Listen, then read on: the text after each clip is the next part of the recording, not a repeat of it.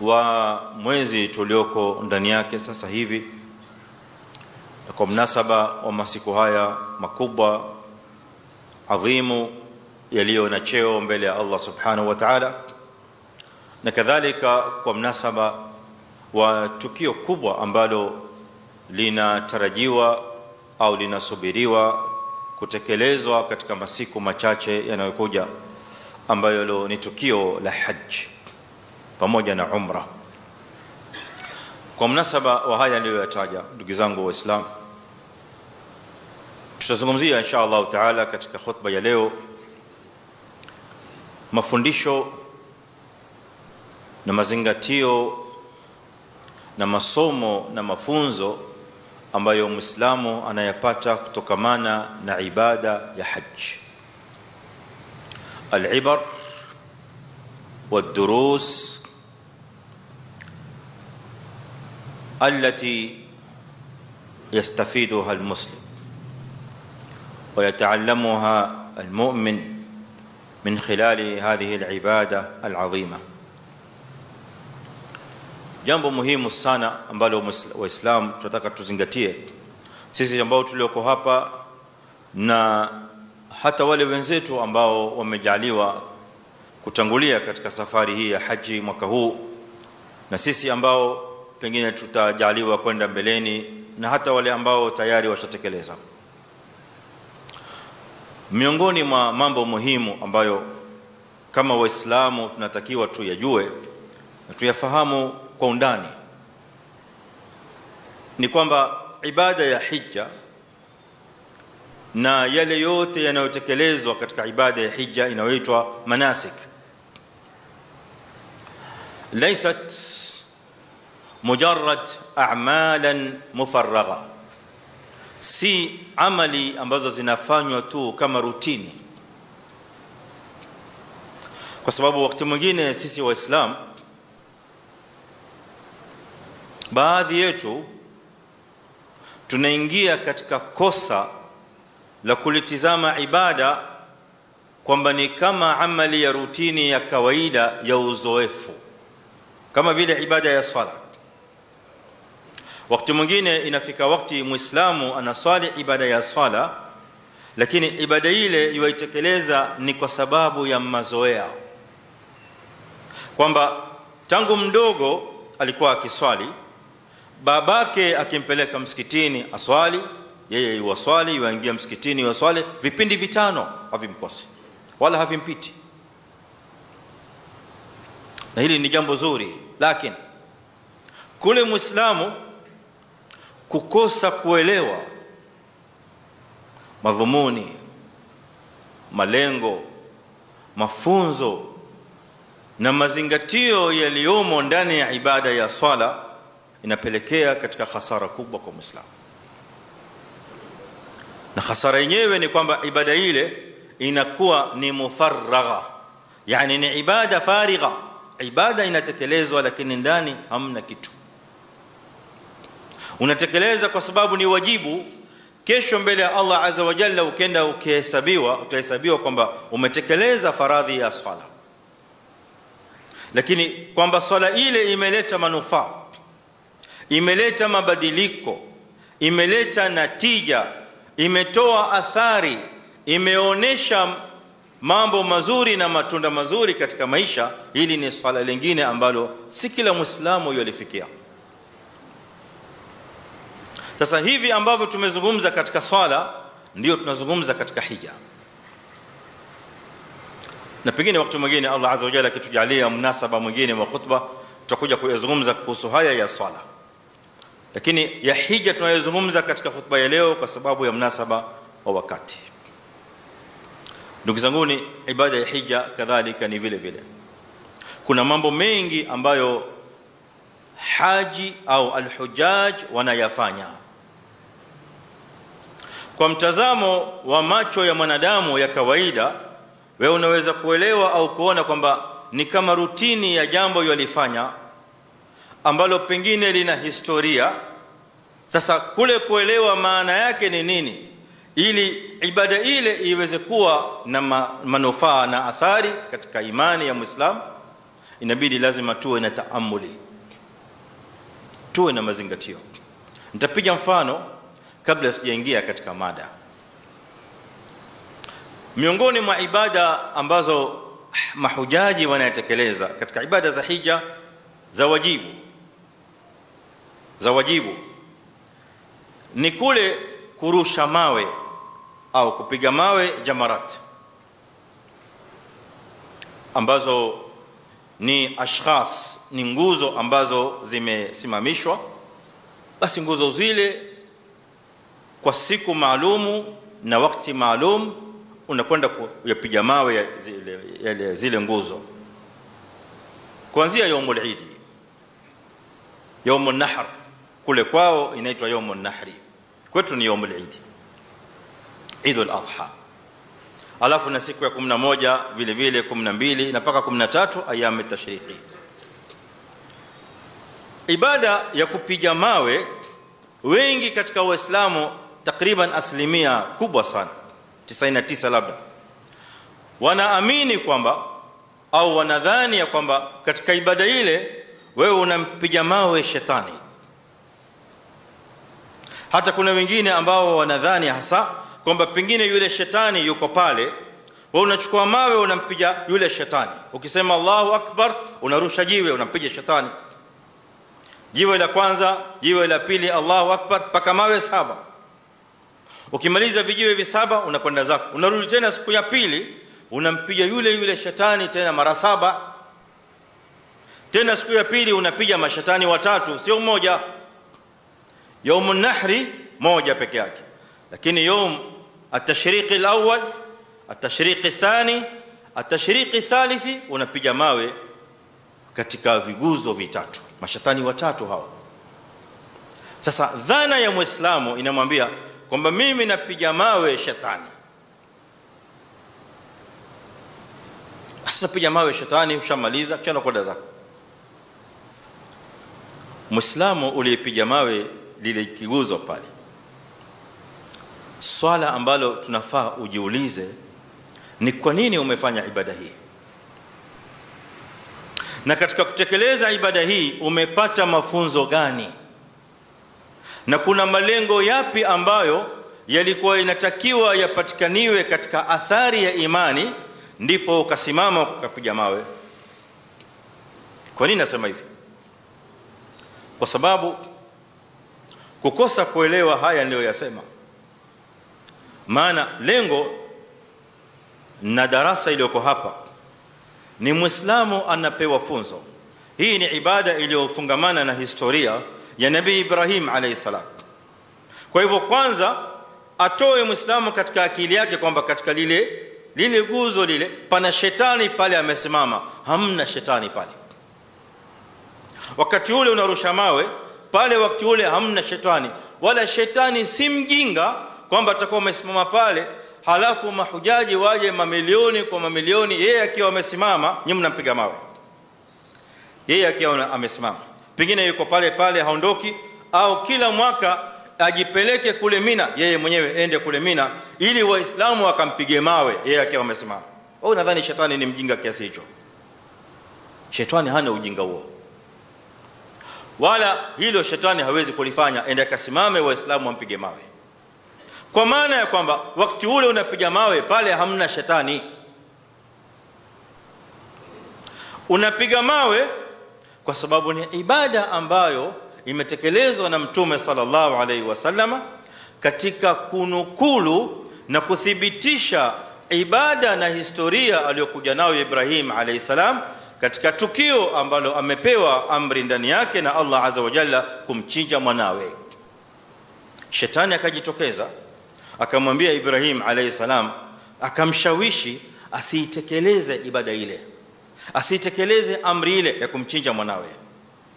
Ibrahim alayhi salam akatambua kwamba hii ni tashwishi ya shetani, haya ni mawazo ya shetani. Akamwambia shetani, mimi jawabu yako nayo, na jawabu yako ni kukupiga mawe. Akachukua mawe Ibrahim akampiga shetani akiwa anamuona. Ibrahim alayhi salam, nabii wetu Muhammadin sallallahu alayhi wasallam al-Mustafa al-Mukhtar, salawatu rabbi wa salamuhu alayhi, akataka tukio hili lidumu katika maisha ya Waislamu katika umma wake ila yaum alqiyama. Sasa basi, wewe unapompiga mawe shetani, maana yake, maana ya tukio hili la ndani, makusudio na mafunzo ya tukio hili ni kujiambia ewe Muislamu ya kwamba ewe shetani, mimi natangaza vita nawe kama alivyotangaza vita hivyo Mtume Muhammad sallallahu alaihi wasallam, na kama alivyokupiga mawe Nabii Ibrahim alayhi salam. Manabii wangu wawili hawa walikupiga vita, kwa hivyo mimi kadhalika mfuasi wao na kupiga vita vile vile. Mimi nakukataa na sikubali ushawishi wako, na ndio maana nakupiga mawe. Itakuwa ni jambo la ajabu shetani yule unayempiga mawe yaumun nahri, na siku 3 baada ya yaumun nahri unampiga mawe, ukirudi nyumbani shetani yule uliyempiga mawe ni rafiki yako mkubwa sana, ndiye sahibu yako mkubwa sana, na ndiye kiumbe unayeelewana naye mkubwa sana, na ndiye kiumbe anayekupa amri zake unazotekeleza, na kiumbe anayekupeleka kule unapotaka kufanya. Hili litakuwa ni jambo la ajabu, kwa sababu itakuwa kama Muislamu hujayapata yale mafunzo yaliyozingatiwa katika ibada kama ile. Ayuha alikhwa alkiram, tukiendelea kwa mfumo huu ambao nimeutaja sasa, maadamu umeelewa makusudio ambayo nimekusudia katika khutba ya Ijumaa hii, basi tutaelewa ya kwamba ibada ya hija kuanzia mwanzo mpaka mwisho yote imesimama juu ya ibar na juu ya durus na juu ya mafunzo ambayo Muislamu anatakiwa kuyaelewa katika kila kipembe cha maisha yake anayoishi nayo. Kwanza kabisa katika mafunzo haya, ikhwatal kiram, ni somo la ikhlas. Allah subhanahu wa ta'ala alipomwamrisha mja wake kutekeleza ibada ya hija, alimwamrisha mja wake kutekeleza ibada hii kupitia kwa lam ambayo inajulikana kwa wanazuoni wa lugha ya Kiarabu na wanazuoni wa tafsiri wanaiita lamul ikhtisas. Lam ambayo inapoingia katika ismu, katika jina, inakuwa lile jambo lililoegemezwa kwa lile jina linafaa liwe kwa yule aliyetajwa pekee. Tawasomea aya 2. Ya kwanza, Allah subhanahu wa ta'ala anasema ndani yake, walillahi ala nasi hajjul baiti man istata'a ilayhi sabila. Pameingia lam wa li, kisha lafdhul jalala Allah, lillahi ala nas. Hii lamu hii ya kwanza wanazuoni wanaita lamul ikhtisas. Hii ibada ya hija iliyofaradhishwa na Allah azza wa jalla ni ibada inayotakiwa kufanywa kwa Allah subhanahu wa ta'ala peke yake, sio kwa lengo lingine lolote, wala sio kwa ajili ya kiumbe mwingine yoyote, wala sio kwa ajili ya sababu nyingine yoyote. Walillahi ala nasi hijjul bait. Aya ya pili vile vile katika sura al-Baqara inasema, wa atimmu al-hajja wal-umrata lillah. Vile vile Allah lafdhul jalalati imeingia kabla yake lam ambayo ni lamu al-ikhtisas. Timizeni, kamilisheni enyi Waislamu ibada ya hija na umra lillahi, kwa ajili ya Allah peke yake. Lam hii lao utasema wewe Muislamu, mimi hii lam nitaiita lamu al-ikhlas, itakuwa hujakosea. Maana ni lamu ambayo inaingia ili kuonesha ikhlas ya kwamba ibada hii inafaa itekelezwe kwa ajili ya Allah peke yake. Amepata hasara kubwa Muislamu ambaye ataingia katika ibada hii kama Waislamu wengine, lakini lengo lake ni tofauti. Lengo lake ni kwenda kuangalia shughuli zake zingine kule, lakini ameona kwamba fursa nzuri ni kutumia visa ya hija, lengo lake pengine ni wal billahi ar-riya was-sum'a, ni kujionesha na kusikika ya kwamba fulani mashaallah hakuna mwaka yuwapitwa na hija, hakuna mwaka unakuja yeye bila kuhiji, na yuwafanya bidii ajiwekee hija kila mwaka, asema ili watu sije wakasema mbona mwaka huu unkosa kwenda. Sasa ili watu wasiseme hivyo, acha mimi nenda hija, maana imekuwa ni routine yangu, every year I have to go to hajj. Hasara kubwa, kwa sababu moja katika malengo ya hija ni kumfundisha muislamu somo la ikhlas. Sasa vile vile ambavyo ikhlas inatakiwa katika hija, ndugu zangu waislamu, tuelewe kadhalika ya kwamba ikhlas inatakiwa hivyo hivyo katika amali zingine zetu zote. Ukiswali unahitaji ikhlas, ukitoa zaka unahitaji ikhlas, unapotoa sadaqa kumsaidia muislamu unahitaji ikhlas, ya kwamba sadaqa ile na nafaka ile na khairi ile uifanyayo waifanya kwa ajili ya Allah azza wa jalla, huifanyi kwa ajili ya kusifiwa, wala huifanyi kwa ajili ya kutaraji kushukuriwa na kuambiwa ahsanta, wala sio kwa ajili ya malengo yote ya kidunia.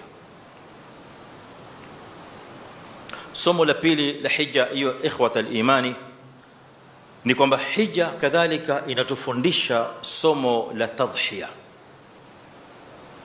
Tatajalla fi al-hajj suwarun kathiratun min suwari at-tadhhiyat. Sura za tadhhiya zinajitokeza katika hija kwa namna na njia mbalimbali nyingi. Huwezi kuhiji mpaka uwe tayari kutoka katika mazingira na nyumba na sehemu unayoishi, ufunge safari, uingie katika safari, uelekee katika bilad al-haram, mji wa Makkah, ndiko kunakotekelezwa ibada ya hija. Maana ibada ya hija inatekelezwa pahala maalum. Kwa hivyo ile mufaraqatul awtani, kule kutoka katika mji wako pale ulipo, ukaacha shughuli zako, ukaacha familia yako, ukaacha starehe zako, ukaacha mambo yako kwa ajili ya hii ibada kuitekeleza katika wiki mbili, siku 10 na takriban, kuongeza au kupunguza, ni tadhhiya kubwa ambayo muislamu anaitekeleza kwa ajili ya Allah subhanahu wa ta'ala. Na kadhalika tadhhiya zingine nyingi ambazo muislamu anazipitia ndani ya ibada za hija. Muislamu anaingia katika tadhhiya ya starehe zake za nyumbani. Ukienda katika ibada ya hija utakwenda kulala katika mahema. Nazungumzia hali za aghlabu ya waislamu. Naelewa ya kwamba sasa hivi hali zimebadilika na hija imekuwa inafanywa katika kategori na klasi na grade mbalimbali. Haya ni mambo mengine, lakini aghlabu ya waislamu wengi zaidi wanaofanya hija wanafanya hija katika hali ngumu. Umetoka nyumbani kwako, umeacha nyumba yako nzuri, umeacha rumu yako behewa la rumu, mita 15 kwa mita 12, futi kadhaa kwa futi kadhaa, kitanda cha king size, godoro ni mpaka uruke juu uweze kulala vizuri sana. Unakwenda Mina, unalala juu ya mkeka. Muzdalifa unalala juu ya ardhi, ikiwa mkeka hakuna unajipumzisha pale, unaweka lile begi lako, begi ndio linakuwa mto. Hizi starehe zote umeziwacha, ni tadhhiya, ni kujitolea, sacrifice unaifanya kwa ajili ya Allah subhanahu wa ta'ala. Somo lililoko hapa muislamu ni kwamba ikiwa umeweza kutekeleza sacrifice, ikiwa umeweza kutekeleza tadhhiya katika ibada ya hija, basi elewa vile vile ya kwamba unaweza kuifanya tadhhiya hiyo hiyo katika maisha yako yote kwa ajili ya Allah subhanahu wa ta'ala. Kama ulivyoacha starehe zako na nyumba yako na familia kwa ajili ya Allah azza wa jalla, panaweza kutokea sababu kadhalika nyingine ambayo unatakiwa kama muislamu uliyetamka la ilaha illa Allah Muhammadur Rasulullah, kadhalika uache hayo kando kwa ajili ya kusimamisha la ilaha illa Allah Muhammadur Rasulullah. uliamua kuacha biashara bila ya kuogopa, bila ya kuwa na hofu ya kwamba mimi naingia katika ibada ya hija, hii transport yangu hii nani ataipeleka, itakwenda vizuri kweli au sije haya malori yakawa yamekwama, haya maduka haya yataendelea kweli ama yatakwama haya maduka, pengine watakuja fulani waizi, watakuja sijui nini, utaibiwa. Haya yote kayaweka kando, ukafanya tadhhiya kwa ajili ya Allah azza wa jalla. Maana yake ni kwamba unaweza kutekeleza tadhhiya katika maisha yako liajli Allah subhanahu wa ta'ala. Wakati mwingine wote muislamu ukitakiwa kusimama na tadhhiya hiyo utasimama nayo. qultu ma sami'tum wa astaghfirullah alazim li wa lakum fastaghfiruhu faya fawza almustaghfirin wa ya najata at-taibin.